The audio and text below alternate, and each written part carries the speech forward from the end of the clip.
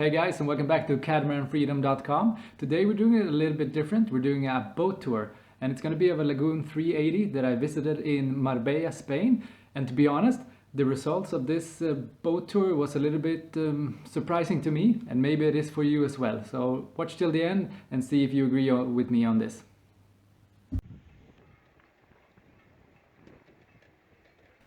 So this is the boat we're looking at today, a Lagoon 380.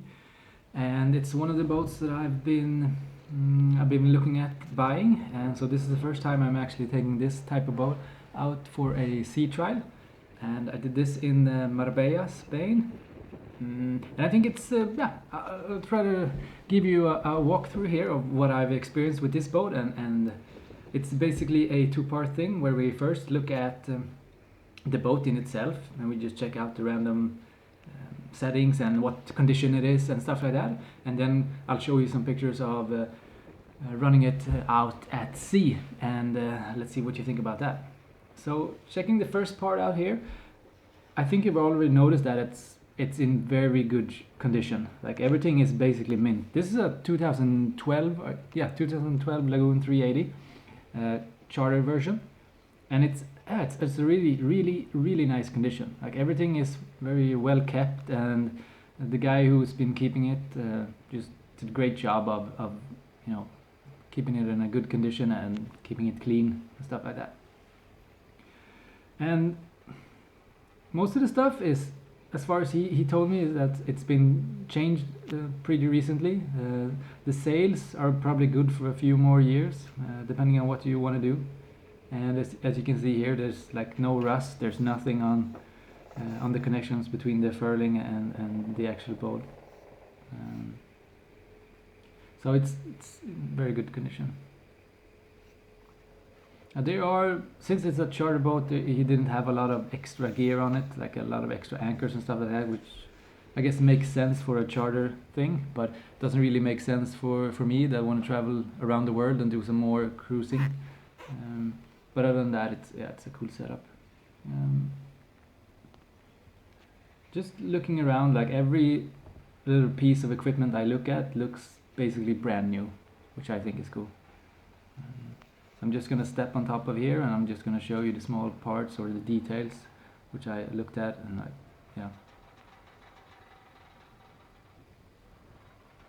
as you can see, also the on the right part of the screen, you can see the cushions. That's something he made for himself and for his guests and family, which is, it's kind of a nice setup, I think.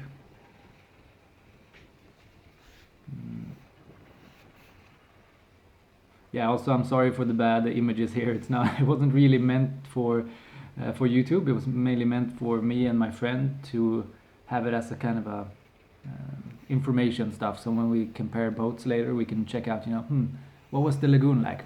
What was the whatever boat like? So yeah.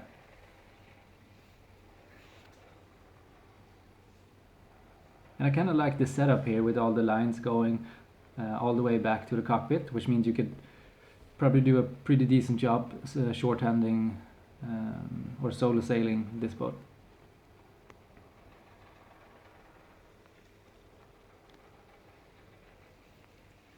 So everything runs back to the cockpit, and it's all winches, everything is in good condition. I think the bimini needs to be exchanged, either for like a hard top or just a new soft top. I also think like the trampoline nets should probably be something to be taken care of and switched out for some new stuff, which he actually have ordered, so it's already done, or it's supposed to be done. And now I'm just checking out for any cracks or any other rust on this stuff. This is something we had a big issue with on our other boat. It was actually, we were in great luck because we traveled to the Bahamas, and then we were going back home again. And once we were in the Bahamas, back home to the US, that is, we realized there was a crack in that part, like a big crack. So we were very happy to, or lucky, to not been in like a very bad situation in a bad storm, where that could have broken. So yeah, happy us.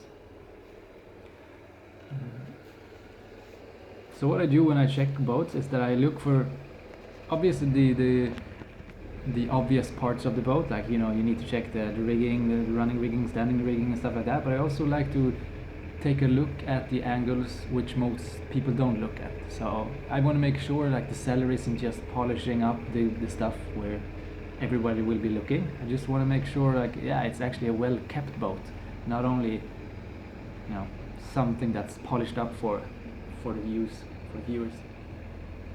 This one also had a dinghy that was aluminium, I think, which is pretty cool. So it's a pretty sturdy dinghy, although the guy never used it because charter. So I'm basically just checking the seats out and checking everything in the cockpit out. And, like everything else, it looks really nice, and I'm saying it looks really nice because you never know, right? There's always this thing: is it just looking nice or is it actually nice?